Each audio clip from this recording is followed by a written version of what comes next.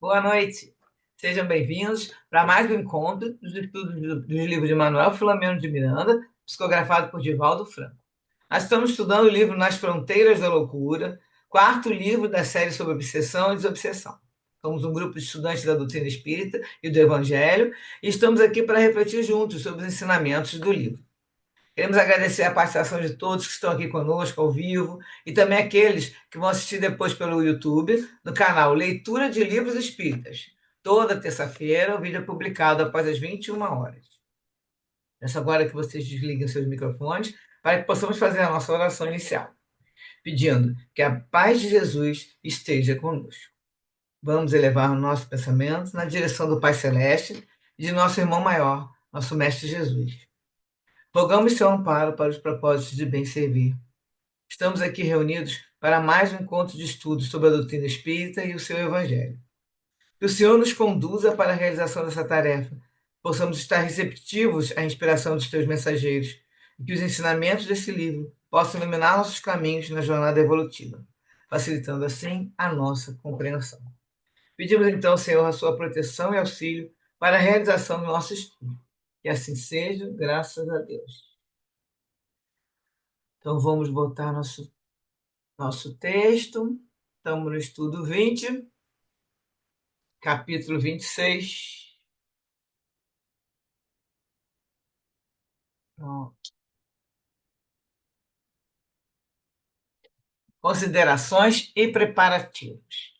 Então, para lembrar, que também já ficou uma semana aqui, a gente já esquece tudo, né? Uma semana de férias, para lembrar o que aconteceu no último capítulo, que a gente viu, 25, no finalzinho dos trabalhos que eles fizeram, né, conseguiram dar um choque anímico no Ricardo, que é o espírito que estava obsediando a Julinda, e aí o Bezerra fala que eles queriam produzir esse choque anímico, que é um choque vibratório, né?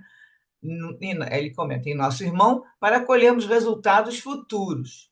A etapa inicial do nosso trabalho coroa-se de bênçãos. Foi assim que terminou o capítulo. Então, agora o Miranda vai continuar falando que, a partir desse momento, o Ricardo passou a experimentar sensações agradáveis, que ele já tinha se desacostumado, né, com essas sensações. O mergulho nos fluidos salutares do médium Jonas propiciou-lhe uma rápida desintoxicação, modificando-lhe, por um momento, embora, a densa psicosfera em que se situava. O longo período de animosidade contra Julinda, a expectativa de um retorno. Não, mas Deixa eu tira. só Eu tirar sei, eu também tive que fazer a mesma coisa. Deixa eu pegar aqui para fechar, mutar aqui a Kátia. Pronto. Senão a gente não escuta. É. Então, ele teve que. Ele teve muito tempo com animosidade contra a Julinda, e aí, esperando o retorno, a fim de estar do lado dela no corpo físico. E a brutal decepção, em face do aborto provocado, produziram-lhe choques violentos, perturbando-o profundamente. O ódio, sustentado pelo desejo de vingança, amainara um pouco, depois do choque anímico, né? Não, ele amainou primeiro, inicialmente, um pouco, ante a possibilidade de ser amado na condição de filho. Todavia, em razão do fracasso da empresa do Renascimento, o ódio voltara em lava vulcânica, destruidora, numa erupção candente.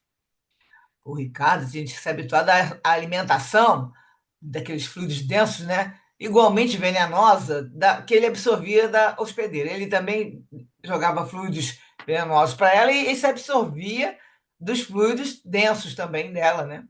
Que no caso é a Julinda, a hospedeira. Acompanharam-na desde cedo e maltrataram-na, perturbando-lhe o equilíbrio por longos anos. Assim, desabituara-se a um clima psíquico de paz, monoideado pela fúria que o assaltava. Então era uma ideia só: fúria, ódio. O amor e a relevante posição espiritual de Dona Angélica, que era a mãe da Julinda, tanto quanto a ternura e a afeição de Roberto, o esposo. Esse amor formou uma proteção que, de alguma forma, a defendiam dos dados mentais do adversário invisível. Então, isso já ajudava, pelo menos, a ela não ficar pior, né? Quando ele saiu lá daquela reunião, que ele foi, que liberaram ele, ele falou que ia voltar para o hospital e ele voltou, né, retornando ao apartamento da enferma, queimava-se na revolta, por temer perder a presa. Num instante, percebera que se negava a considerar. Ninguém é bom juiz em causa própria, como afirma o refrão popular. Tampouco é senhor absoluto do próprio destino. Então ele começou a pensar sobre isso. A revolta que ele estava decorria do fato de se identificar a divina ajuda atuando em favor de Julinda, como também dele próprio, somente que de forma diversa ao que ele desejava. Além do mais, também resultava do receio que lhe adveio subitamente, sem saber se explicar. Então ele ficou meio com medo, não sabia o que era. Aí ele pensou, eu vou ouvir o Elvídio, aquele que faz, que trama, né, que ajuda a fazer as tramas lá, é o chefão do mal lá do hospital. Vou ouvir o Elvídio e vou combinar um plano. Sentia-se aturdido e cansado. Eu não sei se vocês lembram que eu já falei que toda vez que o espírito está começando a ficar cansado, com tédio, né? Passa muito tempo, é a hora que eles conseguem fazer algum auxílio, né? Então ele já está nessa fase aí. Ficou meio tonto, meio perturbado com a história, porque está vendo que estão mexendo naqueles planos dele e ficou cansado. O choque anímico, decorrente da psicofonia controlada, debilitou-o, fazendo-o adormecer por largo período. Não era, todavia, um sono repousante, e sim o desencadear de reminiscências desagradáveis, impressas no inconsciente profundo, que ele vitalizava com o descontrole das paixões inferiores exacerbadas. Então, ele estava sentindo que ela estava tendo aquelas lembranças que estavam impressas no inconsciente profundo, né? Na verdade, impregnado no perispírito dele, que ele vitalizava com o descontrole das paixões inferiores exacerbadas. Sonhava naquele momento com os acontecimentos passados, ressuscitando os clichês mentais arquivados. Mas isso ele está em sono, né? Está dormindo. Aquele estado, no entanto, foi previsto pelo mentor. Ao conduzi-lo à psicofonia, de modo a produzir-lhe uma catarse inconsciente, com vistas à futura liberação psicoterápica, que estava programada. Então, ainda estavam vendo que ele teria essa catarse, aí daí ele poderia passar o resto do processo para chegar nessa liberação psicoterápica. Concluídos os trabalhos na casa espírita, no que tange aos compromissos dos companheiros encarnados, ou seja, terminado o dia dos trabalhos, né, os encarnados, aí o Miranda fala que eles permaneceram lá, dando curso aos labores relativos à nossa área de ação. Então, eu vou começar a fazer a preparação para a reunião mediúnica da madrugada. E aí ele fala que equipes diligentes encaminhavam os que foram socorridos ao subposto de emergência a fim de transferi-los para lugar de assistência definitiva em colônias de socorro próximas da crosta terrestre. Então, a primeira pessoa era socorrida, ia para aquele subposto, lá do posto central, né? Carnaval, lembra que você está tendo, tem a ver com o carnaval, e depois passava pela triagem ali e transferiam para um local onde eles seriam assistidos, numa colônia de socorro, que seria definitiva. Lá eles devem ficar internados até conseguir uma ajuda, porque ele saia dessa sintonia, né? Observei, saia desse jeito, às vezes o espírito está desequilibrado, tudo, então é para ajudar ele, mas já numa colônia de socorro, próxima à costa terrestre. E aí Miranda fala que observou que, à medida que as horas avançavam, a instituição fazia-se visitada por pessoas de ambos os lados da vida, que vinham receber atendimento, apresentar solicitações e servir. Eles estão em um centro espírita, tá? Não estão lá no, quer dizer, a instituição espírita, tanto que teve reunião espírita cedo, né? Agora vai ter reunião mediúnica da madrugada. E aí o Miranda fala, realmente, o sono fisiológico, facultando o parcial desprendimento do espírito, não deixa de ser um exercício para a desencarnação. E aí vem a referência do Livro dos Espíritos, na pergunta 402, como podemos julgar da liberdade do espírito durante o sono? E a resposta dos espíritos foi: pelos sonhos. Quando o corpo repousa, tem o espírito mais faculdades do que no estado de vigília. O sono liberta a alma parcialmente do corpo. Quando dorme, o homem se acha por algum tempo no estado em que fica permanentemente depois que morre. Aí tem outro textinho lá que eu resumi. Esta circunstância é para vos ensinar que não deveis temer a morte, pois que todos os dias morreis. Então, só para lembrar que durante o sono a gente vai, de acordo com a nossa vibração, lembrando aqui, vai falar um pouquinho mais à frente, a gente vai para locais de boas vibrações, com bons espíritos, tem aí cursos, vai trabalhar, a gente faz estágio e tudo. E se de acordo com a vibração que não é muito boa, a gente vai parar em locais também inferiores. Aí, voltando ao texto, Miranda fala, bem poucos, já Miranda é Bezerra, gente, agora me confundi. É o Miranda. Então, bem poucos, senão raros, entre os encarnados que ali se movimentavam, recordariam das atividades desenvolvidas durante aquele período de morte da consciência cerebral. Então é interessante a gente ver aqui, né? Ele até alertaram lá na live, que aí chama esse período que nós estamos fora do corpo, né? Que deixa o corpo ali dormindo, é um período de morte da consciência cerebral. Por quê? Porque o cérebro está no corpo. E a mente está no espírito. Então, quem sai, quando deixa o corpo dormindo ali, o cérebro fica ali com a consciência, né, com as suas memórias e tudo, mas quem sai é o espírito com a mente, que é onde estão arquivadas as nossas, e no caso a mente tem tudo arquivado, tudo que está no nosso espírito. Bom, algumas pessoas experimentariam sonhos com caracteres estranhos, confusos no conteúdo. Contudo, perceberiam as agradáveis sensações que os seguiriam durante o dia, defluentes dos trabalhos realizados e dos contatos mantidos com os benfeitores encarnados. Isso, se a pessoa está numa boa sintonia, ela vai encontrar com benfeitores e vai trabalhar, vai, né, estudar, e aí a pessoa acorda com uma sensação agradável. Então, quando a gente acorda, né, sensação que já foi um dia, uma noite boa, tranquila, e segue durante o dia com aquela sensação boa, a gente esteve realmente em contato com os nossos benfeitores, nossos mentores e tudo.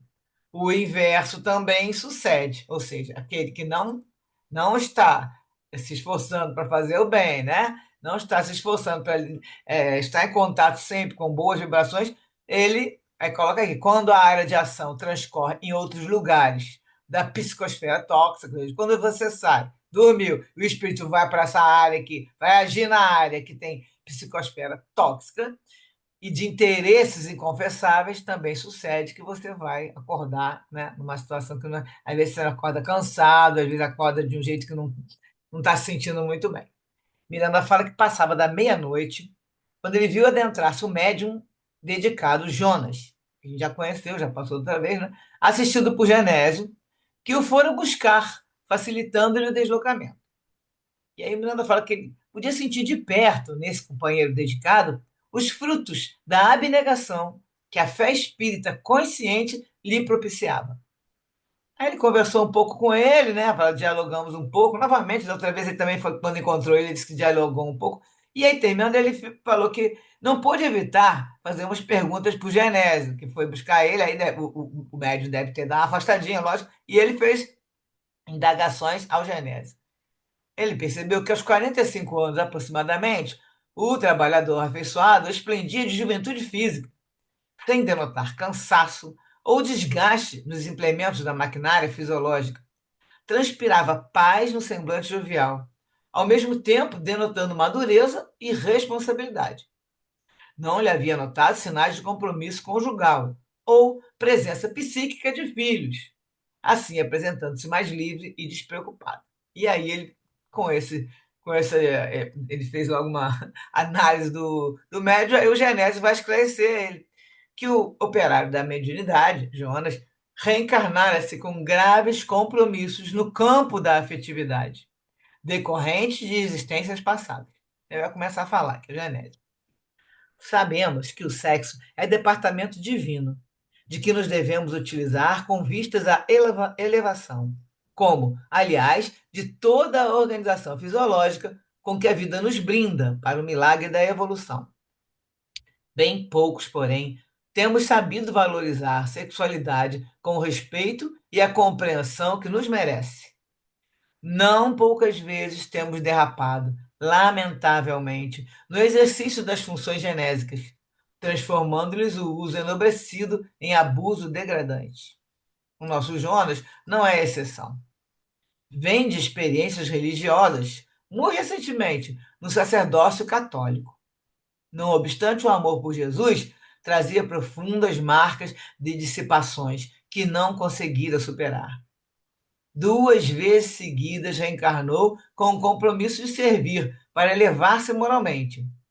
Poderia havê-lo realizado num lar dignamente constituído, porquanto o matrimônio é bênção relevante e a família é campo superior de engrandecimento, onde se fomenta o amor, superando limites e desenvolvendo experiências santificantes. Todavia, ele preferiu eleger o celibato religioso, disciplinando-se na castidade. Mas o dogma clerical severo, injustificável e imposto servia-lhe de cadeia, a que se prendeu espontaneamente.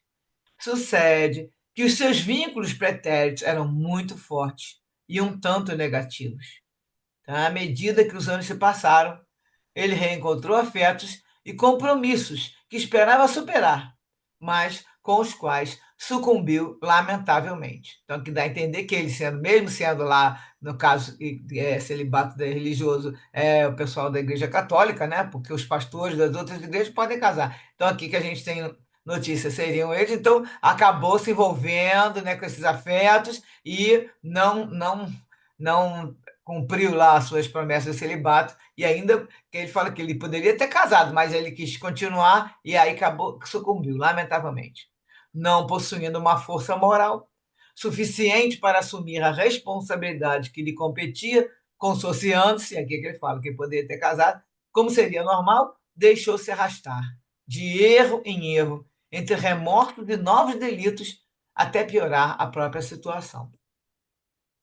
Despertando em definitivo no último retorno, ou seja, passaram 2 encarnações assim, e aí veio, na última, ele despertou, agora acordou nesse último retorno, e foi quando ele conheceu o Espiritismo. Então, fala, inteirando-se das bênçãos que o Consolador esparzia na terra, porque esse livro aqui a gente lembra de 82, né? Essa história aqui que o Miranda está contando. Ele foi publicado esse livro em 82, então vamos dizer que isso tudo estava acontecendo, terminando lá. Começou a acontecer antes e ele já estava desencarnado há muito tempo, e estava reencarnado aí, 45 anos, e ficou um tempo desencarnado, aí ele estava aprendendo o Espiritismo quando o Espiritismo estava surgindo. Quer dizer, ele foi para o plano espiritual e aprendeu. E conhecendo, ele rogou o treinamento. Então pensou assim, não vou voltar mais como padre. Agora ele rogou treinamento e oportunidade para voltar em serviço de redenção na mediunidade espírita. Então ele trocou. Aí saiu dessa história porque ele viu que como médium ele poderia também cuidar da parte religiosa, mas no sentido de servir, né? É que está servindo sempre.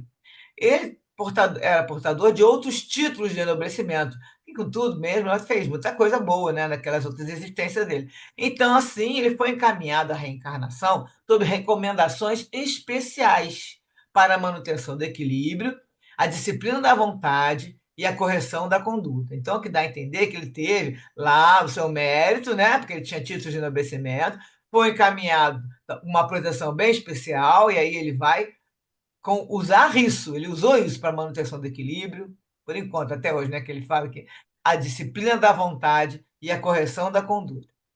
Aí o Genésio olhou na direção do médico, eu falei que ele estava um pouquinho afastado, que estava recebendo instruções do doutor Bezerra, e prosseguiu falando com o Miranda. Jonas solicitou a aprovação da soledade, que é solidão, né? A fim de superar-se. Desejou fazer-se eunuco, conforme o conceito evangélico. Então, esse conceito evangélico está em Mateus, capítulo 19, versículo 12, que fala: Pois há alguns eunucos que nasceram assim do ventre de suas mães. Outros foram privados de seus órgãos reprodutores pelos homens. E há outros ainda que a si mesmo se fizeram celibatários, por causa do reino dos céus. Quem for capaz de aceitar esse conceito, que o receba. Então, continuando o texto,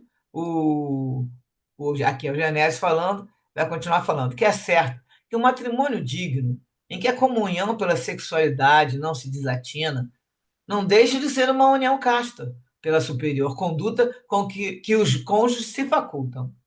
Ele, porém, desejava a superação dos antigos condicionamentos, renascendo para uma oportunidade nova e definitiva de crescimento íntimo. Então, ele preferiu nessa existência, não casar, que ele queria superar esses condicionamentos, que ele acabava caindo, né? Então talvez ele tivesse casado, de repente fosse estimular essa área da parte sexual e ele não quis arriscar, então quis continuar sem casar, e aí ele fala que o Genésio fala que ele treinado no exercício mediúnico desde antes de seguir ao corpo, o que que acontece? André Luiz fala isso no livro Mensageiros, que eles fazem um treinamento, eles são não só treinamento, eles fazem um preparo para poder vir como médium. Eles não, eu digo assim, a maioria dos médios ostensivos, né? Eles têm que se preparar mesmo, e eles vão para um local que eles fazem esse preparo, é que ele fala, treinado no exercício mediúnico desde antes de seguir ao corpo, tá? Aí ele experimentou desde cedo, quando ele reencarnou, os aguilhões que o levariam ao dever reto. A verdade é que não lhe faltaram, nem deixaram de escassear testemunhos dignificantes, numa como noutras áreas do comportamento. Então, o tempo todo ele está sendo provado, né? Convenhamos que a Terra é o campo de lutas e de aprendizagem, no qual a dor exerce função significativa. E aí o Genésio fala: o nosso irmão está prosseguindo com acerto. Aí vem umas referências do livro Vida e Sexo de Emmanuel. No capítulo 1 fala em torno do sexo. E aí Emmanuel diz que ante os problemas do sexo, é forçoso lembrar que toda criatura traz os seus temas particulares com referência ao assunto. Atendendo à soma das qualidades adquiridas na fieira das próprias reencarnações, o espírito se revela, no plano físico, pelas tendências que registra nos recessos do ser, tipificando-se na condição de homem ou de mulher, conforme as tarefas que lhe cabe realizar. Cada pessoa se distingue por determinadas peculiaridades no mundo emotivo. O sexo se define, desse modo, por atributo não apenas respeitável, mas profundamente santo da natureza, exigindo educação e controle. Através dele, o sexo, dimanam forças criativas, as quais devemos, na Terra, o Instituto da Reencarnação, o Templo do Lar, as bênçãos da família, as alegrias revitalizadoras do afeto e o tesouro inapreciável dos estímulos espirituais. Sexo é espírito e vida, a serviço da felicidade e da harmonia do universo. Consequentemente, reclama responsabilidade e discernimento, onde e quando se expressa. Por isso mesmo, nossos irmãos e nossas irmãs precisam e devem saber o que fazem com as energias genésicas, observando como, com quem e para que se utilizam de semelhantes recursos, entendendo-se que todos os compromissos na vida sexual estão igualmente subordinados à lei de causa e efeito. E, segundo esse exato princípio, de tudo que dermos ao outrem, no mundo afetivo, outrem também nos dará.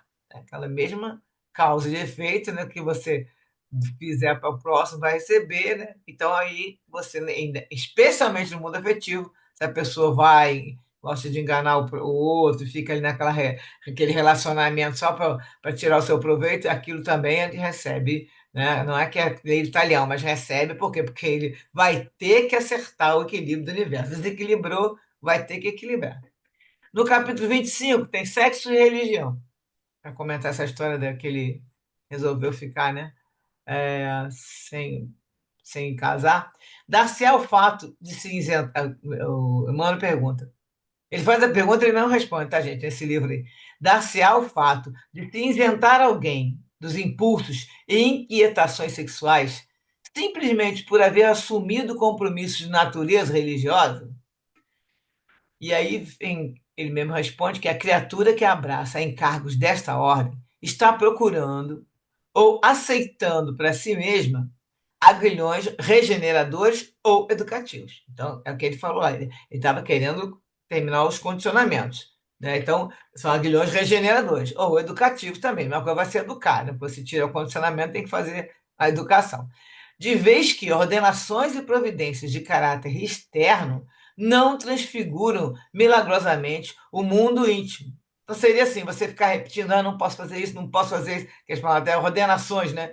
E providências, você ficar se forçando. Na verdade, você tem que estar em treinamento, lógico, também com a própria mente, fazendo seu autoconhecimento, mas porque falou que, como você espécie, milagrosamente não muda. As realizações da fé, por isso mesmo, se concretizam à base de perseverantes lutas da alma, de si para consigo. Mas a luta de você é, se identificar aquilo que você precisa trabalhar e ser perseverante naquela vontade, né? E aí ele fala: ninguém se burila de um dia para outro, tá? Agora a gente dá uma paradinha para fazer nossos comentários, que aí depois a gente continua o capítulo. Vamos lá. Quem é que está com dúvidas e comentários?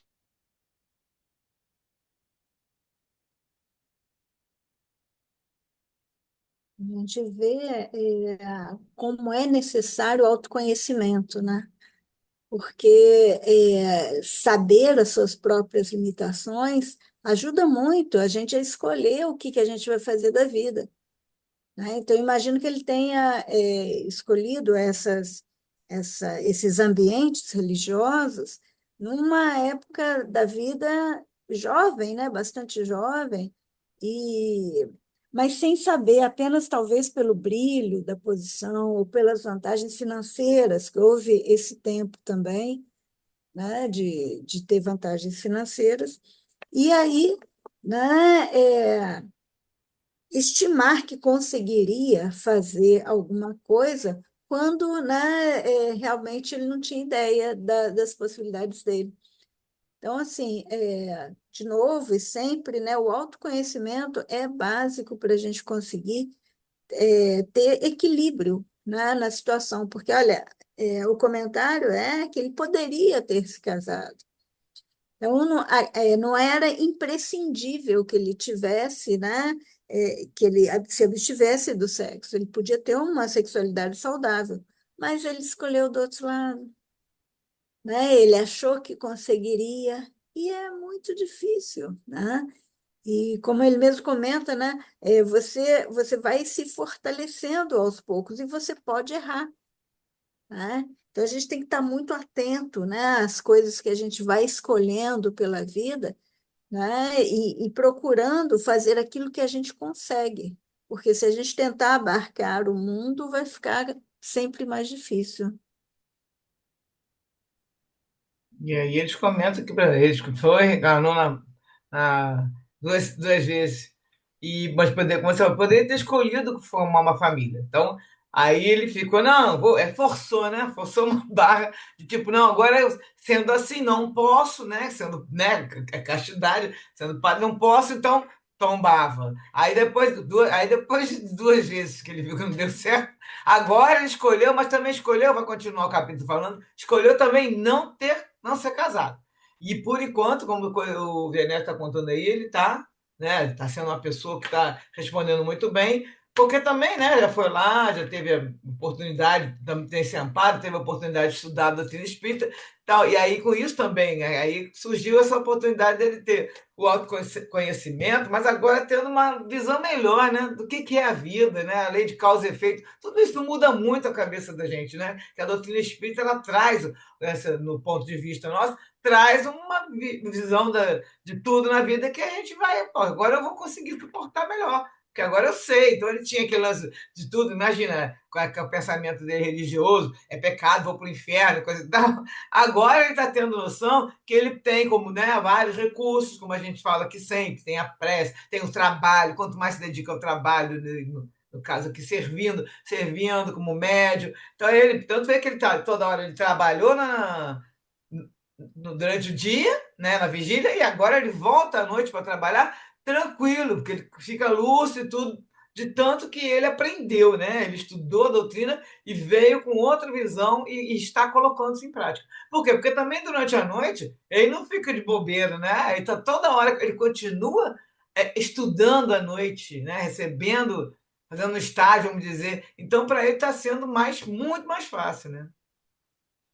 E tem aquela coisa do eu não posso, né, é proibido. Isso. Aí é uma barreira que fica difícil de você superar. Quando não existe essa barreira, e é o caso, né, da doutrina espírita, quando você pode fazer opção, porque qualquer hora que ele achar que deva, ele pode mudar de caminho e se casar, e ter um relacionamento normal, ter uma família normal, né? Então, assim, isso alivia muito, porque quando existe essa questão do não pode, né, principalmente quando você é jovem, é difícil de superar. Exatamente. Aí ele teve, ele está tendo a escolha e agora não tem esse negócio, né? Proibido, não tem mais o proibido. Ele sabe que tudo que ele fizer, ele sabe que tem as consequências. Então ele está escolhendo o caminho para ter semear e conseguir boa colheita, né? Quem mais?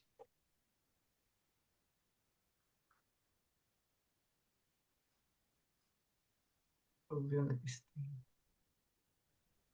E também, né, teve muitos anos na Igreja Católica, né? Não sei se ele chegou a ser da Igreja Católica, Eu acho que que é. era visto como Mostra, pecado, né? fala celibato, celibato duas vezes, aí Aham. pelo que tá, porque o pastor, o pessoal, eles podem casar. É só na igreja católica Né? que pode. E desde a época medieval, né, aquela coisa de pecado, né, Sim, tinha os flagelos, né, se ciliciava, então isso, acho que isso deve ficar muito no inculcado dentro do espírito, né, até se desprender de todos esses preconceitos, digamos assim, né, de toda exatamente. essa visão equivocada, né, da relação, né, enfim, acho que ele também deve estar impregnado, assim, no espírito dele nessa questão, né. Já tá calejado, né, Bi? Pois é. Fala, E até cara. culturalmente, né? É, É, pois é, culturalmente. já está aí, já, porque foi aprendizado desse ano todo. Agora parece que ele agora está absorvendo. E agora vamos ver como é que vai ser. Tá mudar, a relação dele nessa existência tá ótima, até agora tá ótima, né? Uhum. O cara levantou a mão e fala. Eu fiquei observando nessa história como é interessante para a nossa vida, né? O quanto a gente faz escolhas erradas e a gente arruma um grande problema para a gente que não era necessariamente para a gente arrumar para a gente, né? Então, quando ele faz essa escolha do celibato, não é uma questão dele ter autoconfiança, é aquilo que a Sandra falou, né? Que a gente tem que saber as escolhas que a gente está fazendo, né?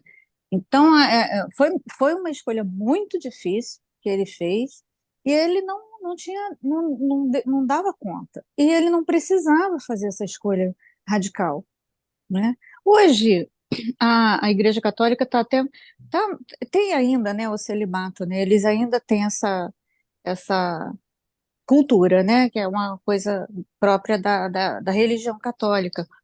E quem abraça, abraça mesmo, né? Tem as histórias dos problemas, como todas as demais religiões. Por quê? Por causa até mesmo pela proibição, né? Essa coisa da gente. E aí a gente vai, né? Ah, eu vou ser padre. Sabe que é proibido, vai ser padre. Tá pedindo. É, é Então escolha, tem que né? estar preparado para isso, tem que estar preparado. A gente nunca está preparado para essas coisas, né?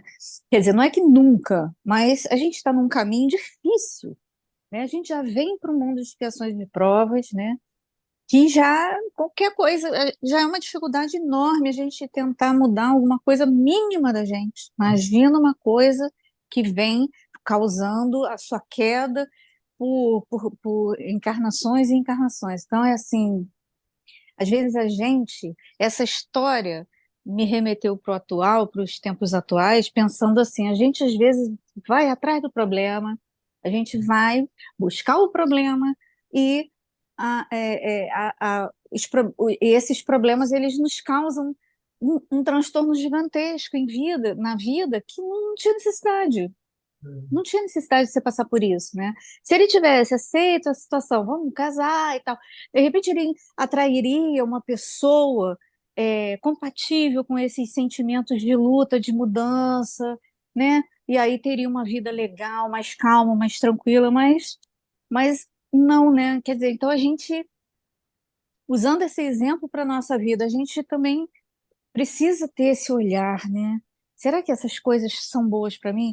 Porque a gente não precisa se sacrificar, A gente só precisa entender que, que tem uma luta a vencer com a gente mesmo, né?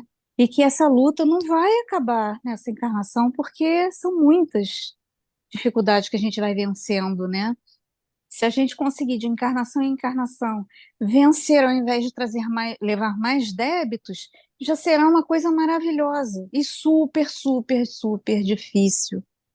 Que a gente, para acertar uma coisa, a gente acaba bagunçando outra, e assim a gente vai vivendo, né? Aí vai. Até que a gente. Mas a gente tem ali, né, o Evangelho de Jesus como nosso guia, né, para a gente. Porque ele disse que estaria conosco, né, nos dando a mão, então a gente precisa pegar esse manual de vida e colocar nas nossas vidas, fazer as nossas orações, porque se a gente estiver no intuito mesmo de fazer essa mudança de, de, de vida, né, essa mudança interior, que é muito super, super difícil, né, a gente tem que ter esse primeiro passo, né? Então, o evangelho na mão, né, o evangelho na mão, Jesus com a gente e seguir em frente. Mas eu achei esse exemplo muito legal, muito importante, porque é por aí, a gente vai atrás dos problemas e tá tudo bem, de repente tua vida vira uma loucura porque você foi lá buscar o problema e levou para sua casa. É, porque na É isso programação aí. que ele fez, a programação reencarnatória, que eles estão contando, que ele foi lá e pediu, rogou a oportunidade de vir médico, mas na programação ele já colocou que ele não, porque ele já tinha os médicos lá, né? E ele já colocou que ele não queria casar. Então não teria essa. Eu não sei se você lembra no. Por exemplo, estamos misturando um pouquinho com o filme, né? Que o filme do Nosso Lar 2 fez uma bagunça no livro, mas eu lembro do livro, algumas coisas do livro, quando o Otávio programou que ele não iria casar, aquele Otávio que era o médium que fez tudo errado depois, né? Que aí no filme mostra ele bem obsediado, aquelas coisas todas assim, dá um exagero lá, mas ele tinha programado de não casar. E ele acaba vindo, reencarnando e acaba se juntando com a mulher, que não era para se juntar, e ainda trouxe o espírito que, né, que estava ligado à mulher lá, que era o filho problemático. Então, assim, mudou a programação. A programação do Jonas não casar também, porque vai se dedicar a essa situação. Como foi o caso do Chico Xavier, do Divaldo Franco, do Raul Teixeira, todos eles se dedicaram ao trabalho mediúnico. Eles não programaram, pode, né? Nenhum dos três programou para ter casamento, porque o matrimônio atrapalha de muita forma, né? A pessoa tem que ter filho, tem que cuidar de Sim, filho. mas olha o grau de evolução que eles já adquiriram para chegar nesse Pois é. ponto Ok. e ficarem bem nessa situação, né? Exatamente. Vamos ver. É o que eu estou falando. O Jonas, até agora, pelo que o Breno está falando, ele está no mesmo nível, né? Está indo, trabalhando, trabalha aqui, trabalha lá. A gente não conhece a pessoa. Existem milhares de servidores aí que ninguém conhece, né? Que aqueles incógnitos e que você sabe que fazem um trabalho muito bom, mas não são famosos. E aí, no caso, não teve essa programação. Só que assim, ele já está sofrendo, colocou aqui, que ele está treinado nesse exercício mediúnico, mas desde cedo ele já está levando, chama os aguilhões, né? Que ele está sofrendo para continuar, tipo, passando por prova e continua no caminho reto. E aí o Genésio fala que a verdade é que não lhe faltaram, nem deixaram de escassear testemunhos dignificantes. Então ele passa pela prova, dá um testemunho, vai contar mais um pouquinho aqui na frente, e nessa área do sexo, como noutras áreas do comportamento. E aí ele termina aqui nesse pedacinho que a gente leu, convenhamos que a Terra é o campo de lutas e de aprendizagem, no qual a dor exerce função significativa. Então, ou seja, ele passa por vários momentos de dor. E é mais aí termina dizendo que o nosso irmão está prosseguindo com acerto. Então a gente pode continuar, né? O pessoal já não está mais ninguém querendo falar aí, pelo que eu estou olhando. Tem não. Vamos continuar com o texto, para a gente ver que vai falar mais um pouquinho dele e mais outras coisas do capítulo. Agora o Miranda vai perguntar para o Genésio. O Jonas tem reencontrado afetos antigos, companheiros de equívocos, tentações? E aí o Genésio fala assim: quem está isento disso? Ou seja, todos nós estamos nessa, né? Sempre encontrando afeto antigo, algum amigo, né, de equívoco e umas tentações e tal. Ele fala: quem está isento? O terreno do progresso está assinalado pelas dificuldades e os problemas se multiplicam a cada passo. assim não fosse, e já não seria necessária a experiência, a prova, se não precisasse, né? Jonas tem sido visitado por agressões de toda a ordem. Adversários dele, ou seja, ele tem adversários ainda também, e do bem, do trabalho no bem, que a gente sabe que todo mundo tem vários espíritos aqui contra Jesus, ainda ficam com ódio de Jesus, e a gente que está trabalhando para Jesus também estamos no grupo. Então, esses adversários que aqui permanecem, estão desencarnados, né? E também, que aqui permanecem tanto desencarnados quanto encarnados. Mas esses que podem manipular aí, eles perseguem o Jonas, atirando pessoas invigilantes sobre ele. Então vão lá influenciando a vida da pessoa, e eu não sei qual foi o livro, não sei, acho que a gente ainda vai ler, que fica uma pessoa em cima do.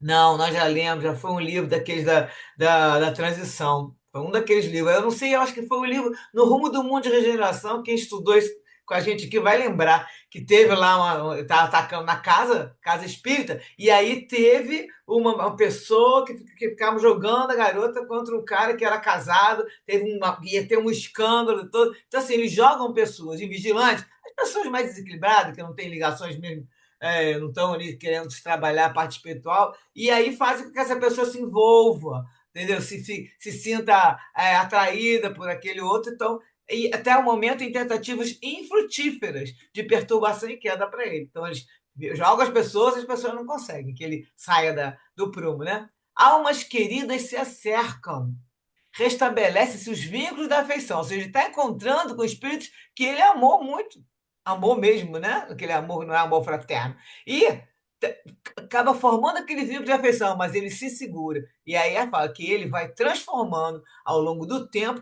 em amor fraternal, trabalhando os próprios sentimentos com silêncio e renúncia.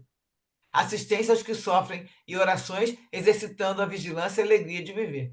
Eu estou lembrando aqui que naquele caso do outro caso também de um outro que a gente leu, que o cara era presidente da Casa Espírita, dirigente, que era casado, se envolveu com uma garota que estava estudando pré-médio também, quem estudou esse livro com a gente, vai lembrar. E aí a garota ficou grávida, e ele estava influenciado pelos espíritos e ainda estava falando de uma ideia a ele, né, de fazer um aborto. Olha só, o cara dirigente da Casa Espírita. E aí ele acabou, e aí ele conseguiu ajuda, Miranda e todo mundo lá, o Bezerra, todo mundo ajudando para conseguir. Ele conversava com ele de noite, que isso, como é que tu fala um negócio desse? Chamou ele, chamou a menina, conseguem fazer com que ele, que já não estava muito bem no casamento, consegue fazer com que ele assuma a situação com a menina, né? Lógico, traga aquele espírito para encarnar. E aí que ele tinha naquela situação, eles falaram para ele, você tinha que transformar essa situação com essa menina em amor fraternal. É o que o Jonas está fazendo. Ele pega a situação que está se envolvendo, e vem aquelas pessoas que ele começa, né, a se sentir, aí ele vai lá e lembra que amor fraternal significa lembrar que somos todos irmãos.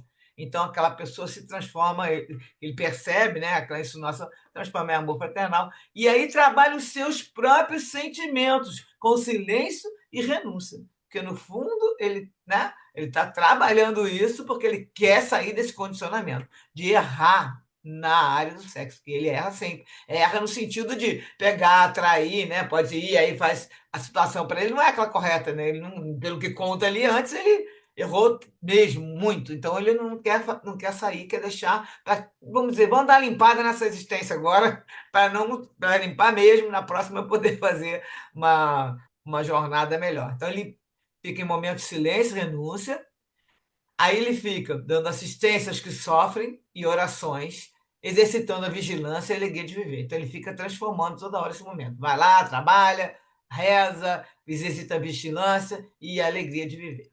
E aí o Miranda fala, e ele sofre com esse comportamento, a Genésio fala, é lógico, transforma, porém, a escassez em esperança de abundância e a carência em hábito educativo. Então, olha só essa frase, a escassez ele transforma em esperança de abundância e a carência em hábito educativo. Então, ele sabe que a vida continua, né? Que essa vida que é passageira, que isso não vai, né? vai ser uma coisa que tudo passa, e aí ele tem a esperança que vai ter uma abundância de amor para ele, né? Na existência dele, não só na área de sexo, quer dizer, no amor mesmo, e a carência que ele tem em um hábito educativo. Com isso, ele está transformando. Ele pega e tira uma lição da situação. É como a gente tem que fazer na vida. A gente tem que tirar a lição de tudo que vem para a nossa vida, que não seja uma situação que a gente acha, meu Deus, como é que eu vou aguentar? Pega a situação e, né, com seus recursos de oração, de fazendo todo esse trabalho, como está explicando aí, e tira uma lição dali, porque sempre tem uma coisa que a gente pode aprender. E aí seria o que se transformar em hábito educativo. Sempre procurar uma lição nas situações. E ele também está fazendo isso. E aí o Genésio continua. Como, no mundo atual, se vive um comportamento alienado, o nosso amigo padece a suspeita injustificável dos que não acreditam na honestidade alheia, por não a possuírem, e uma ostensiva ou discreta censura do que aos outros fiscalizam com severidade, que ficam fiscalizando a vida dele, entendeu? Tipo, ele não é honesto, não é isso, aí é só conversa. Tem uma suspeita dele, só que eles são assim porque eles são assim mesmo, permitem benevolentes concessões e extravagância. Tá aquela pessoa que está sempre permitindo uma situaçãozinha e aí ele já acha que todo mundo é igual e acha que o Jonas também, né? Então ficou desconfiando, né? Essa honestidade dele, essa conversa, deve ser uma pessoa que faz aqui tudo fingir santinho, lá fora não é. Apelidos injustos são-lhe aplicados por pessoas que não lhe conhecem os sacrifícios nem a dignidade tanto quanto suspeitas infundadas surgem dos amigos invigilantes, que não lhe compreendem a opção. Então não entende por que, que ele não quer, né? Não quer namorar, por que, que ele, né? Por que, que ele é tão honesto. Aí explica, dá a entender que eles ficam dando apelido para ele, né?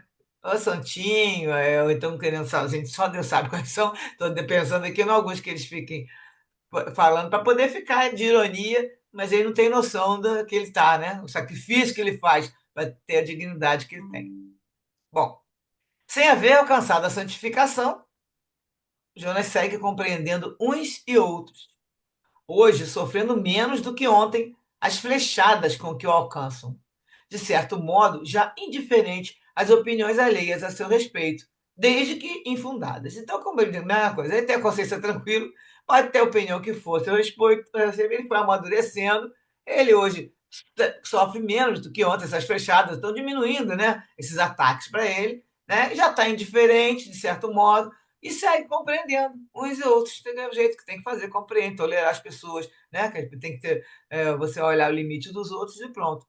Nunca como achando que é melhor que os outros, mas no sentido que cada um no seu nível, ele está na dele e ele tem consciência tranquila.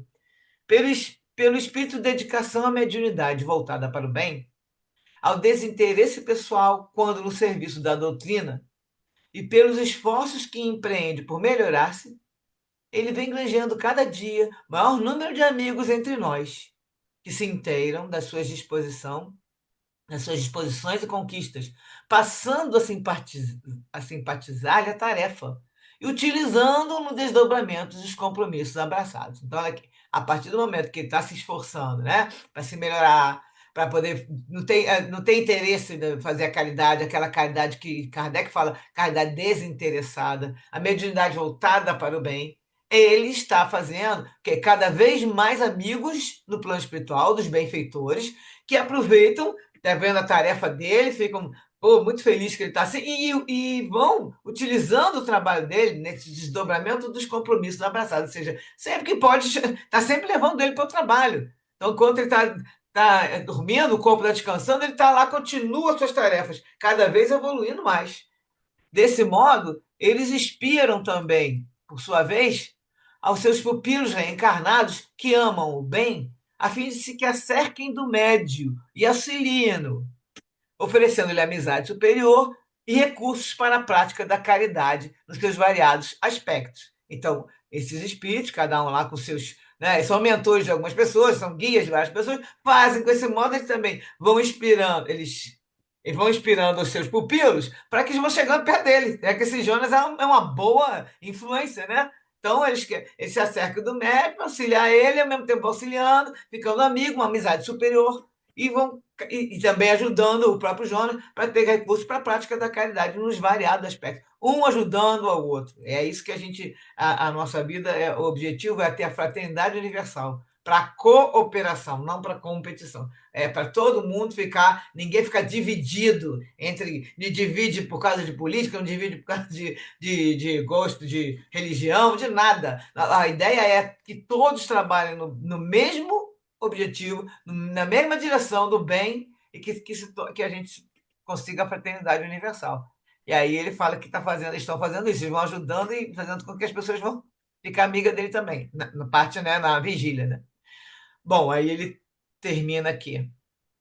Não, termina não, tem mais. Ninguém transita numa praça de guerra em pleno combate sem sofrer, ao menos, a perturbação da fuzilaria alucinante, quando não se torna vítima de projéteis certeiros ou petardos danosos. Então, todos nós, aqui não é só ele, ninguém transita numa praça de guerra em pleno combate. Nós estamos atualmente, especialmente a gente que é espírita, que quer fazer o bem, que quer trabalhar no bem, tudo. Estamos nessa praça de guerra em pleno combate e ninguém vai transitar sem sofrer, ao menos, a perturbação da fuzilaria alucinante. Só que nem que a gente fique ali aquele barulho, né, com a fuzilaria, aquilo fica atuando, se a gente não permite, isso fica só nessa perturbação aí. A gente está sempre em oração, né? Canalizando, fazendo nossas conexões. Então, a gente passa por ali, pelo menos. Agora, se a pessoa der bobeira, ela vai se tornar vítima de projetos certeiros ou petardos danosos. Então, por isso que estamos tá sempre vigiando e orando. Nesse clima, porém, revelam-se os autênticos heróis. Então, aqui é que vai aparecer aquela pessoa que foi perseverante, perseverante no seu trabalho, nos seus estudos, nas suas tarefas, né? E sempre prestando atenção no que pode ajudar. E aí o disco Genésio sorriu e foi prosseguindo no atendimento das suas tarefas. Vamos dar uma olhada aqui no Livro dos Espíritos, que colocaram lá, sobre aquela história do celibato voluntário. A pergunta 698. O celibato voluntário representa um estado de perfeição meritório aos olhos de Deus? E o Espírito fala que não. E os que assim vivem por egoísmo desagradam a Deus e enganam o mundo. Mas aí vem a 699. Da parte de certas pessoas, o celibato não será um sacrifício que fazem com o fim de se votarem de modo mais completo ao serviço da humanidade? Aí os espíritos dão aquelas respostas básicas, quando eles já estão muito sem paciência, falam: e isso é diferente, eu disse por egoísmo. Então, ou seja, o celibato, ele fala que não representa perfeição. A pessoa, tá, Deus acha que ele está em um estado de perfeição. Por egoísmo não vai ser. Mas se a pessoa se tivesse dedicada ao serviço completo para a humanidade, né, fazendo bem, aí foi, isso é diferente. Eu disse por egoísmo. Todo sacrifício pessoal é meritório quando feito para o bem. Quanto maior o sacrifício, tanto maior o mérito. Então, se o objetivo, se a intenção é fazer o bem, você às vezes está fazendo uma coisa, por exemplo, a gente pode ficar às vezes sem comer e tudo, e coisa e tal, e fica numa friagem, acaba dando casaco para outra pessoa que está sentindo mais frio. Então, é um sacrifício, é meritório, mas nós temos que prestar atenção que a gente também não pode se acabar com a nossa saúde, senão a gente não vai ajudar mais ninguém no futuro. Mas é um sacrifício, também é contado para você como mérito, né? Tanto maior o mérito. Então, continuando aqui o texto, o capítulo, para terminando o texto aqui, após instruir Jonas, que aí o Genésio estava conversando com o Miranda, e terminou, foi fazer essas coisas. E aí o Miranda olhou e viu o Bezerra com o Jonas, ele estava conversando com ele, lembra? No início, então, após dar as instruções para Jonas, o Bezerra convidou o Miranda para esclarecimentos. E aí ele fala: Miranda, conforme do seu conhecimento, o atendimento da problemática obsessiva Julinda Ricardo exige-nos cuidados especiais, tendo-se em vista as complexas implicações em que se emaranham. Ao trazermos Ricardo à comunicação psicofônica, estabelecemos um vínculo entre ele e o médium Jonas, de quem nos voltaremos a utilizar ainda esta noite. Então já foi usado naquela reunião lá na hora do centro e agora vai voltar à noite para trabalhar, para ser utilizado novamente. Então utilizaremos para atendimento em maior profundidade, que se faz indispensável. Como o nosso irmão, o Ricardo, ficou impregnado da energia do companheiro encarnado, ele dorme nesse momento, o que nos facilita recambiá-lo a este recinto, onde daremos curso ao labor do obsessivo. Assim sendo, vamos buscá-lo. E aí vai sair uma turma, que essa reunião vai ter um monte de gente na reunião, acompanhado por dois assistentes e o servidor da mediunidade, que seria o Jonas, né? Retornamos ao hospital, onde nos aguardava o doutor Arthur Figueiredo, que a partir desse momento participaria das atividades programadas. Então, é mais um. Eles foram lá no hospital, onde está a Julinda, querendo dormir, né? Querendo, dormindo. E aí, enquanto isso, dois outros cooperadores e o irmão Juvencio, que é o pai de Julinda, que está desencarnado, seguiram para buscar a senhora Angélica, que é a mãe dela, e o Roberto, que é o marido da Julinda, a fim de que fosse uma reunião em família, né? Encarnado. Julinda, Roberto e Angélica, desencarnado Juvencio, e mais o obsessor, que é o Ricardo, e os outros que estão ajudando. Todos, a fim de a reunião facultasse o deslindar dos problemas que os envolviam. Chegando no hospital, no apartamento da paciente, a Miranda fala que não foi difícil passar despercebido daqueles guardas que estavam lá, que o vídeo colocou, os colaboradores que o vídeo botou como vigilante. Sob a ação dos medicamentos, Julinda dormia e repousava, porque estava momentaneamente liberada da ação do adversário, que estava prostrado. Então, o Ricardo estava prostrado também por causa do choque anímico, ele ficou toda hora dormindo, né? Ele se encontrava algo, estava prostrado, mas ao mesmo tempo estava algo agitado, em face das recordações desagradáveis que o visitavam, como foi falado no início do capítulo, né? Que ele estava lá relembrando o passado, mas ele estava no estado de torpor, mas estava lá nos seus agitações. O benfeitor aplicou-lhe energias sedativas, sobre as quais tranquilizou-se, ele tranquilizou-se adentrando em sono profundo, que eles agora vão carregar ele lá para o centro. Por sua vez, Julinda recebeu passes que lhe facultavam liberar-se da conjuntura que se encontrava, ou seja, desses fios, dessas ligações mais profundas com o Ricardo. Ele recebeu o passe, que ela soltasse um pouco aquelas ligações para facilitar a condução dela, né? Levar ela para lá. Em seguida, partiram todos sob uma cortina vibratória, produzida pelo benfeitor, que já explicou no outro capítulo, não sei se você lembra, que ele faz logo uma cortina, envolve todo mundo, e essa cortina envolvendo eles tornava todos invisíveis aos guardas de Ovídio. Então, aquela cortina do manto invisível, passa todo mundo e passa, e esses guardas não viram nada. Enquanto estivermos fora, o irmão Genésio e outros cooperadores da casa receberam os membros que participaram da tarefa, dispondo que participariam da tarefa, né? Os outros membros, agora vem mais gente para trabalhar do grupo mediúnico, dispondo-os na sala mediúnica, nos seus devidos lugares. Enquanto isso, era lida uma página do capítulo 6 do Evangelho segundo o Espiritismo de Allan Kardec, como preparação psíquica de todos e consolidação do ambiente espiritual. Compreensivelmente, a senhora Angélica, Roberto e os dois pacientes que trouxemos nada percebiam no momento. Nesse momento, estavam todos ainda. Não fala se a Angélica e o Roberto estão dormindo, mas os outros dois estavam ainda sonolentos, né? No próximo capítulo que a gente vai ver que o Bezerra não acordou ninguém ainda não. Aí o Bezerra vai comentar com Miranda. A realização a que daremos curso poderia ser executada durante as atividades habituais da casa.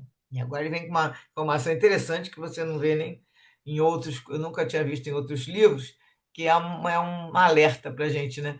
É o seguinte, para quem trabalha com mediunidade, né? Com a participação dos membros, que constitui o grupo de desobsessão. Então, tem que ter um grupo, a reunião de desobsessão durante o dia.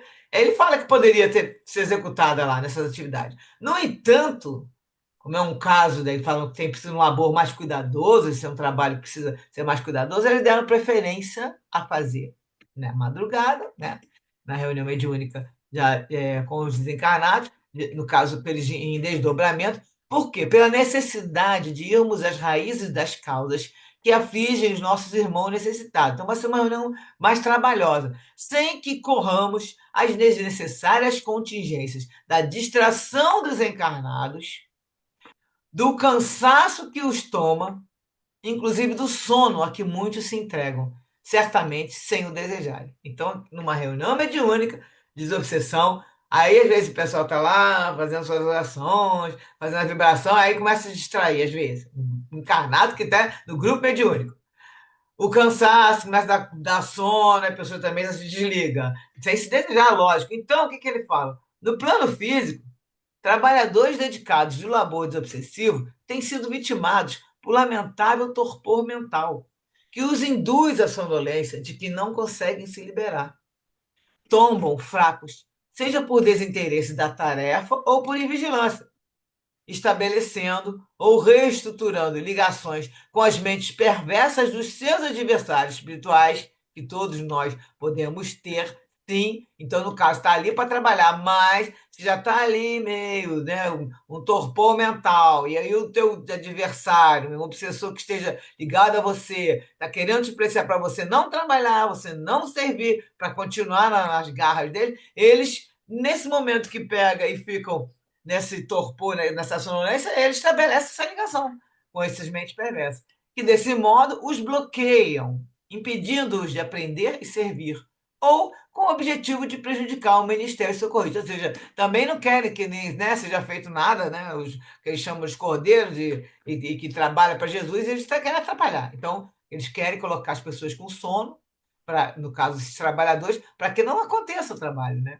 Então, aí o Bezerra fala isso, que eles poderiam ter feito durante o dia, sim, mas eles dão preferência nesse agora, como é um caso muito sério, à noite, que aí já o corpo está dormindo, ninguém vai dormir em desdobramento e a pessoa vai prestar mais atenção. Lógico que o trabalhador, e esses trabalhadores que estão aí, tem que ter vamos dizer, essa lucidez, né? E tem que ser um bom trabalhador para fazer esse tipo de trabalho. Então ele fala, seria recomendável que os membros de equipes mediúnicas realmente responsáveis, conscientes da significação e gravidade do cometimento, se impossibilitados de repousar ao cair da tarde que antecede ao compromisso espiritual, descansassem maior número de horas à noite de véspera, precavendo-se contra o desgaste natural das forças. Então, dá um jeito de descansar, fica, né, mais tranquilo para fazer a reunião. Procedendo dessa forma, possibilitariam aos benfeitores prepará-los para a melhor cooperação, sincronizando os que irão se comunicar com os portadores da mediunidade psicofônica. E aí, o que acontece? Então, quando tem o estudo mediúnico, a gente tem lá na casa do Francisco de Paula, sempre falo, o pessoal fala, aí vai ter uma, na aula do quarto ano, eles fazem até aproximação, permitindo que esses irmãos que estão ali, que não são nenhum problemático sério, são irmãos que estão ali precisando desse choque anímico, e aí eles sempre avisam. Muita gente chega assim, que essa noite eu já me senti, já acordei meio esquisito, eu já senti isso assim, assim. Então, isso geralmente são os médios ostensivos, né? E aí eles falam por quê? Porque desde a noite já estão sendo levados os irmãos que vão ser aqueles que vão se comunicar por aquele médium na reunião do dia seguinte. Então, por exemplo, a aula lá tem 5 horas que eu participo, né? Às vezes tem 7h30. E aí a pessoa, eles chegam falando assim, que desde ontem eu já estava assim, acordei hoje meio sentindo uma angústia, não sei o que, eles não sabiam o que era. E aí na hora da reunião, que eles dão a passividade, que vai dizer que a gente chama de passividade, mas que eles permitem que o espírito fale, né, pela psicofonia, aí eles sentem que era aquilo. E aí, na hora de contar a experiência, eles falam, então, já estava se sincronizado com você desde a véspera para se comunicar hoje, porque é muito sutil a vibração. Eles colocam o espírito de acordo com a vibração do médium. Cada um tem uma sintonia, né? É uma faixa de sintonia. Então, eles escolhem os benfeitores, aqueles que podem se comunicar com cada um. E no caso de ostensivo, de psicofonia, também fala que permitindo que os demais, aí no caso, que estão ali, no caso, se a pessoa descansa, como está falando, permite que eles também possam levar esses outros médios para encontros refazentes, instruções oportunas, durante o natural e prolongado desdobramento pelo sono fisiológico. Então, quanto mais a pessoa puder estar bem para poder à noite sair para trabalhar, é melhor. Então, ele fala que também permite, que possa permitir os benfeitores fazer esses contatos, né? Aí o Miranda fala: constatei que, além de Jonas, entre os encarnados encontravam-se duas senhoras, igualmente portadoras de mediunidade. O companheiro diretor, que se encarregava da doutrinação, aquele que fez a doutrinação também lá na hora da reunião, na vigília. E apenas um jovem muito interessado no serviço, ou seja, foi mais um que está estudando e é interessado e foi também. Tá? Estão todos lá prontos. Apresentavam-se relativamente lúcidos, não obstante as limitações naturais em experiências desse porte. Lógico, tem sempre a limitação.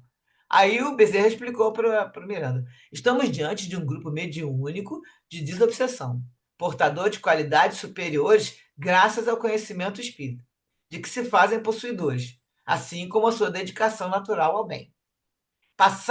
Aí ele vai falar, né, em relação às reuniões mediúnicas. Passadas as emoções que a reunião propicia, quando os membros retornam às atividades comuns, são absorvidos por outras áreas de interesses, deslocando-se mentalmente e buscando o leito quase sempre sob impressões penosas, excitantes ou desagradáveis que os tomam. Então a pessoa sai da reunião, vai para casa e começa a fazer um monte de coisa. Aí ele vai falar da televisão, fala tudo aqui. Várias coisas que vão excitar a mente. Ele fala, em caso dessa natureza, não se deslocam facilmente do corpo. Então, se eles saem da reunião que teve de tarde, tá? Reunião sob vigília, vão para casa e fazem um monte de coisa, aí ele fala, de noite, eles não conseguem deslocar esses médiuns do corpo facilmente, mesmo sob a indução. Por quê? Porque estão presos naquelas intrigas mentais, aqueles negócios que eles viram na televisão. Então ele fala, em casos dessa natureza, eles não se deslocam facilmente, mesmo quando sob nossas induções, debatendo-se nas intrigas mentais que trouxeram para o repouso. E aí ele fala da televisão. E o advento da televisão trouxe para a intimidade doméstica as altas cargas de informações que nem sempre podem ser digeridas com facilidade. Então, gente, assistir jornal de noite, principalmente para quem trabalha com isso aí, então é uma bomba, né? Ficar assistindo essas notícias horríveis que te deixam angustiado, te deixa que você não pode fazer nada por aquilo, porque tem que prestar atenção que a gente não, a gente tem o que a gente tem, como ajudar, e tem outras que não. Então, quem ficar assistindo televisão, jornal, com essas notícias que não podem ser digeridas com facilidade, quem tem estômago para isso, que acha que tem, que às vezes acha que tem, não tem. Tudo bem, mas, por exemplo, para quem acha que quem se sente afetado, não vale a pena. Então, ele fala aqui também que, como ela é um veículo de recreação, muita gente coloca ela no quarto, propiciando que se assistam programas portadores de carregadas mensagens negativas, que despertam interesse e prendem a atenção. Aí, quando desliga a televisão, o telespectador nem sempre se libera daquele vídeo, chama da película, de cujo conteúdo emocional participou, ou das últimas notícias que recebeu. E agora, atualmente, nós temos um grave problema, né, isso todos nós, né, eu não posso falar que todos nós temos esse problema de ficar vendo celular até na hora de dormir. Então, atualmente, temos também problema de assistir vídeo no celular, besteirinha, mas então, né, tem que olhar bem e ficar, prestar atenção que na hora de dormir não é bom se agitar. Agitar. Fala como é natural, a pessoa se agita durante o processo do sono, nesse caso aí, e fica detendo-se nas cogitações não superadas. Ou partindo, ou seja, sai do corpinho e vai procurar aquilo que gostou ali naquele vídeo, partindo em direção das sugestões que foram captadas, com sérios distúrbios para o equilíbrio e a paz pessoal. Então, dependendo do que você viu, às vezes você gosta um pouquinho e vai parar lá. Seria ideal que os cooperadores encarnados, após o encerramento dos trabalhos mediúnicos, se mantivessem, quanto possível, no clima psíquico que fruíram durante a reunião, meditando no que ouviram, digerindo mentalmente melhor as comunicações, incorporando aos hábitos as lições recebidas, orando. Tal atitude, que lhes será sempre de alto alcance positivo, ajudar-nos aí eles estão falando lá de lá, né, a contribuir para que se melhorem moralmente, por prosseguirem em ação edificante e aprendizagem, no desdobramentos que os compromissos espirituais a todos facultam. Então, se a pessoa consegue continuar na mesma sintonia, eles à noite levam para trabalhar, né? Ações edificantes, aprendizagem, faz curso, nesse desdobramento, mantendo seu compromisso espiritual. Depende só de nós. No livro dos médiuns, aqui no item 227, vai falar: se o médium, no ponto de vista de execução, é apenas um instrumento, exerce, todavia, grande influência quanto ao aspecto moral. E aí fala as qualidades que atraem os bons espíritos para o médium, né, que estiver trabalhando, são a bondade, a benevolência, a simplicidade de coração, o amor ao próximo, desapego das coisas materiais. E os defeitos que os afastam são o orgulho, o egoísmo, a inveja, o ciúme, o ódio, a cupidez, a sensualidade e todas as paixões pelas quais o homem se prende à matéria. E agora, terminando o capítulo, fala: como todos os preparativos estivessem concluídos, o benfeitor dirigiu-se a um ponto central, que aí forma aquela roda que fala no semicírculo, né? Então ficou no ponto central, no semicírculo, em que se encontravam todos os participantes de ambos os planos da vida, e proferiu a prece de abertura da reunião. A reunião vai ser no próximo capítulo. E aqui agora, deixa eu ver se dá para a gente falar. Bom, então aqui é mais em relação ao choque anímico, que eles fizeram observações lá na live, que nesse livro, que eu já comentei também no outro capítulo, livro Trilhas da Libertação, que ainda vai estudar ainda, no capítulo A Luta Prossegue, eles comentam que quando o espírito de baixo teor mental se comunica, mesmo que não seja convenientemente atendido, esse choque do fluido animal produz-lhe alteração vibratória, melhorando-lhe a condição psíquica e predispondo ao próximo despertamento. Então, a gente já viu isso também. A incorporação, em face da imantação magnética de ambos os perispíritos, lembra que um encosta no outro, coisa e tal, vão se imantar, então vai se encostar um outro para justamente passar essas informações. Isso impede o paciente, o espírito, no caso, o que está ali sendo atendido, de fugir ao esclarecimento, nele produzindo uma forma de controle que não pode evitar com facilidade. Então, aqui ele fala nesse livro, um outro livro, Qualidade da Prática Mediúnica, do projeto Manuel Flamengo de Miranda, é o pessoal que trabalha lá com o Divaldo também, né? É o João Neves, um deles.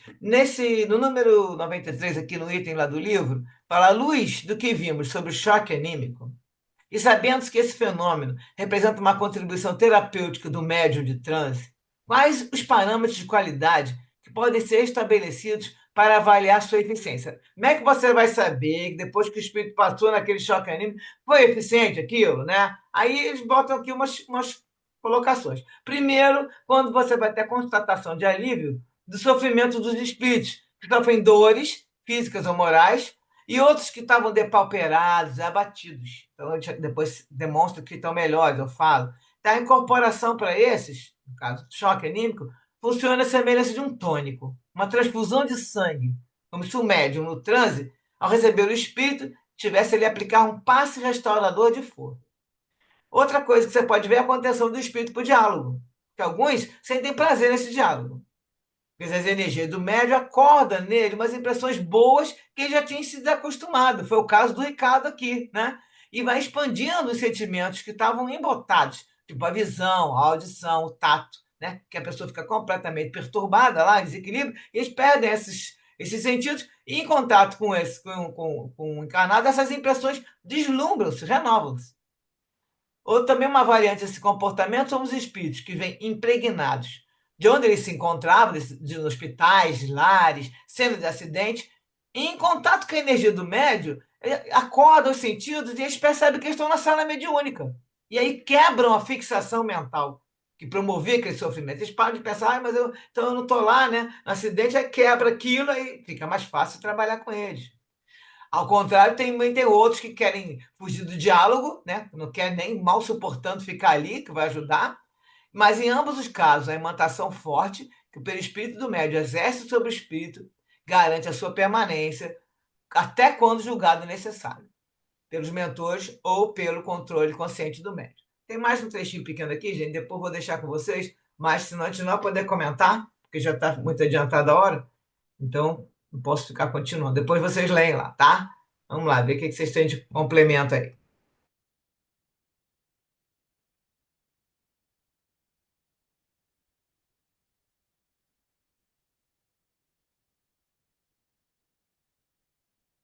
Vê se comenta, que eu parei de ler para você Legal, falar. legal esse trabalho, né, que é feito, né, no desdobramento, né, o quanto é importante que a gente esteja preparado, né, quem tem essa consciência, né, da importância do trabalho, no desdobramento, né, como é importante a gente estar preparado para isso, porque não é qualquer coisa, essa coisa que você colocou ali da televisão, às vezes a gente é, fica assistindo programas horrorosos à noite, né? Passam programas horrorosos, não é que a gente fica assistindo, mas passa muita coisa ruim na televisão à noite, antes da gente dormir, então tem que ter esse cuidado. E não é nem só pelo caso de, eu vou desdobrar, então não vou assistir, não é isso. É para que a gente tenha um sono tranquilo, um sono em paz, né? Que a gente tenha momentos de paz, porque quando a gente assiste coisas violentas, a gente leva, como está aí no livro, né? A gente leva para o nosso sono, né? A gente leva para o nosso pro que vamos fazer, né? À noite no desdobramento, né? Então, realmente é uma informação muito importante que a gente tem que se ligar, né? Mesmo que a gente não seja trabalhando como médium, a gente sabe que esse trabalho existe e muitas pessoas precisam, inclusive, dessa desobsessão, né? Então a gente tem que entender que como acontece, né? A gente vê casos de amigos, de pessoas, de parentes, de tudo, que estão passando por processo obsessivo. E aí você fala, não, mas vai, vamos fazer essa oração, né? Ou numa uma sessão de desobsessão já acha que vai resolver. E a gente sabe, tá vendo que, né, todos os casos que a gente trabalhou até hoje, nunca consegue. Sempre tem que passar por uma situaçãozinha que vai dar uma amansada no espírito. E algumas conseguiram, a pessoa já foi, chamou lá um espírito de luz, mas já estavam todos predispostos, que eu falei, sempre tem um cansaço, sempre tem uma situação que o espírito já está aberto àquilo. A gente já viu aqui uns que não ia. O próprio eu lembro do bastidores do Dr. Tel lá, que ele falou que não adiantava. Eu sou o chefão, e ele ficou um tempão lá naquele centro espírita, aceitou, mantiveram ele lá. Não foi muito bem a força, mas conseguiram segurar ele lá para que ele pudesse ver, e aí, depois de 500 anos que ele estava já sendo o chefão das trevas, né? Um dos 12, que era um grupo de 12, são 10 espíritos malignos que regem grupos. Então, era o grupo dele, grupo de 12. Ele era um dos 12 chefões que tomava conta de uma região infernal. E ele conseguiu, sentindo, foi vendo que o trabalho era realmente uma coisa que ele achou que era, né, que era contra o Cristo também, porque ele foi queimado na fogueira. E aí, no caso, ele foi aos pouquinhos, foi amansando, e na reunião, teve aquela reunião, conversaram, tinha que aceitar o cara que matou ele e a mulher que ele amava, né? A mulher teve que aceitar os dois como filho, tanto que matou, então ela na hora, não, vou aceitar o meu amor. Mas aí os benfeitores falam, não, peraí, você vai ter que aceitar que ele também, na época chamava Jean, eu lembro, e porque senão não adianta, não dá para programar. Aí ela, não, é o jeito, aceitou ele como filho. Então, assim, isso tudo é organizado, eles vão ser os planejamentos, você vê que o Miranda sempre fala, o doutor Bezerra bota ali, tudo organizadinho. Quando ele chama uma pessoa, já tem lá um grupo organizando. Vem, traz a mãe, traz como mostrou acho, no capítulo anterior, no outro, traz lá o. Como é que era? Era um padre, né? Com frei lá, para poder conversar com ele. E vão trazendo as pessoas. Então, essas reuniões, a gente pode. Eu não trabalho como médium nessas reuniões. Tudo bem. Mas você sabe que isso existe. E sabe que a pessoa, no dia a dia, toda hora nós temos esses casos nos nossos amigos, conhecidos, parentes e tudo. Então, assim, imagine que isso tudo está acontecendo por trás de toda essa situação de ir ao centro, trabalhar, de assistir a reunião, de receber passe. Está tudo acontecendo. E nesses momentos é muito importante a gente saber também que a gente pode até ajudar. Podemos ajudar aqui, ó, igual aquele rapaz que foi ali no estudo agora, uma pessoa que estava estudando e foi lá para poder aprender. Ele não era nem médio psicofônico, vamos ver como é que vai ser o próximo capítulo, vamos contar o papel dele, né? Mas também tem os médicos que dão apoio, tem as pessoas que apoiam, fazendo sua vibração e fazendo suas orações, para ajudar a manter a energia do local, né? Quem mais vai falar?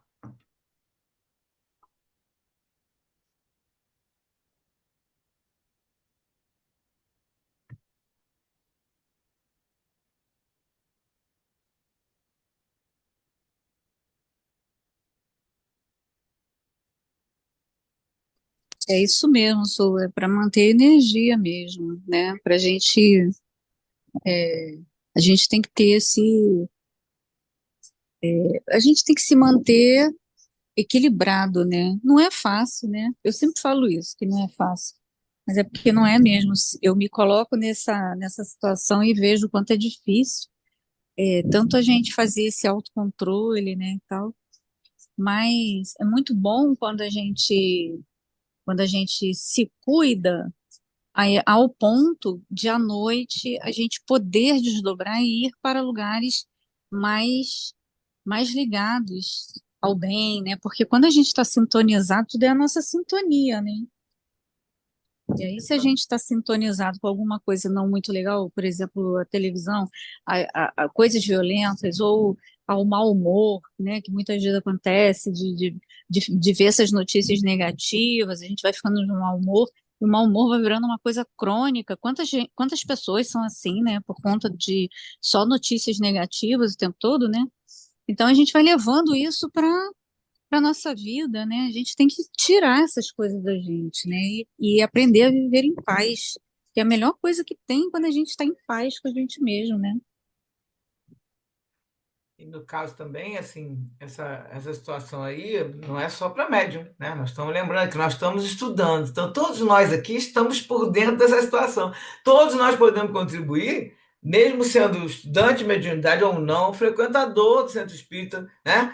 E aí as pessoas também, não é só para quem é, vamos dizer, para um tipo de trabalho que vai vibrar, para você ir para lá estudar. Qualquer um de nós, qualquer pessoa, né, de qualquer religião, que está trabalhando junto com Jesus, é levado sim para locais que vão receber orientações, vão levar para falar com o seu mentor. Todo mundo tem anjo da guarda, tem mentor. Então, todos são levados, que estão nessa boa sintonia, para conseguir aprender, estudar. Aí, no caso, quem trabalha com mediunidade vai para a reunião mediúnica, ou então vai para locais que podem, inclusive, ajudar outros espíritos. Você não precisa ser uma pessoa que está trabalhando no espiritismo para fazer bondade, né? Está cheio de outras pessoas, até a pessoa que nem acredita em Deus, fazendo bondade. Então, lembrar sempre, todos nós estamos nessa faixa aí. Temos que lembrar de antes de dormir, pedir para ser levado, eu sempre penso, que eu possa servir para ajudar, ser levado, deixa meu corpo descansando e eu possa trabalhar a noite toda. Nós podemos fazer essa oração porque faz realmente faz a diferença no momento que você está ali já,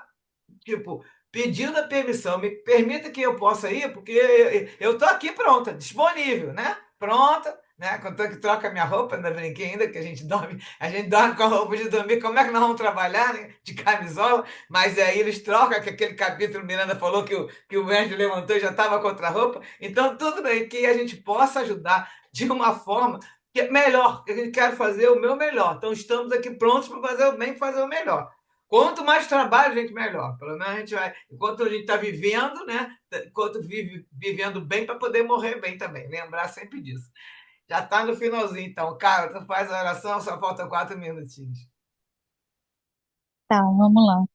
Jesus amado, agradecemos por mais essa noite de estudos, que possamos aproveitar esses ensinamentos para as nossas vidas diárias, que possamos estar aqui na próxima semana com essa disposição de aprender, essa disposição de colocar em prática tudo isso que nossos queridos mestres nos trazem toda semana nas suas obras. Que assim seja, graças a Deus.